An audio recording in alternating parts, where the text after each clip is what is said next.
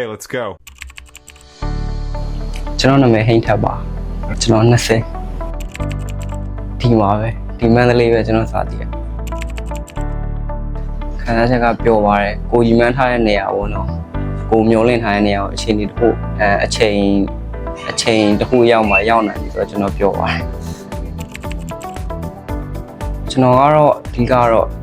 ကျွန်တော်လုပ်ပြီးလို့ရတယ်ဒါပေမဲ့သူနဲ့မသိတော့ကျွန်တော်သူ့ကိုနားလည်အောင်ပြောပြပေးမယ်ကြွေလုပ်ပြီးသွားရင်ကျွန်တော်အနေနဲ့ကျွန်တော်ဒီဇိုင်းပေးရမှာဖြစ်တဲ့အတွက်သူနဲ့ SM ရှိတဲ့ဒီဇိုင်းကိုကျွန်တော်ပေးရင်လည်းလုပ်ပြီးသွားတဲ့အချိန်ကျွန်တော်လုပ်ပေးလိုက်ရကျွန်တော်စိတ်ထဲမှာခံစားချက်ကောင်းမှာမဟုတ်အဲ့တော့ကျွန်တော်ကတော့သူနဲ့တင့်တော်တဲ့ဒီဇိုင်းကိုပဲပြောမယ်အဲ့တော့ဘယ်လိုမျိုးပြောမလဲဆိုတော့သူ့မတင့်တော်တဲ့အကြောင်းအရင်ပြောပြမယ်ကျွန်တော်ပေးရတဲ့ဒီဇိုင်းကိုသူရွေးချယ်ဖို့အများကြီးပေးမှာပေါ့ဒါပေမဲ့သူကအဲ့ထဲမှာအဆင်ပြေပုံစံကိုသူရွေးချယ်ဖို့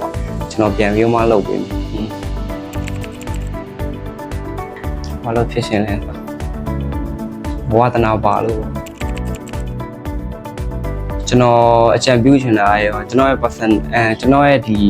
ခံစားချက်ပေါ့ကျွန်တော်အကြိုက်တယ်မှာပါအဲ့လိုမျိုးညူစိမ့်ပေါ့နော်အဲ့လိုမျိုး color မျိုးအကြံပြုချင်တယ်သူကနည်းနည်းအေးရဟုတ်တယ်သူရဲ့ color နည်းနည်းအေးရအကယ်၍ကျွတ်သွားရင်လည်းသူကအညူမှနည်းနည်းအဝါဘက်ကိုနည်းနည်းတန်းတဲ့ color အဲ့လိုမျိုး color ဆိုတော့မျက်နှာလင်းတယ်ကျွန်တော်အဲ့လိုမျိုးပဲအကြံပြုချင်နောက်မှာပေါ့ပြောရမယ်ဆိုတော့ဒီမှာက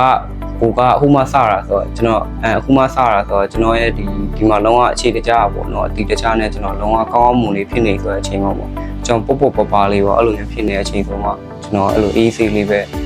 ပါပြီးညက်ဖြစ်မယ်တဲ့ကျေးဇူးတင်ပါတယ်ကျွန်တော်တွေးခဲ့ရတော့ဆရာကြီးကများတယ်ဒါပေမဲ့သူတို့အားလုံးလည်းကျွန်တော်ကျေးဇူးတင်ပါတယ်ဘယ်လိုပြောမလဲ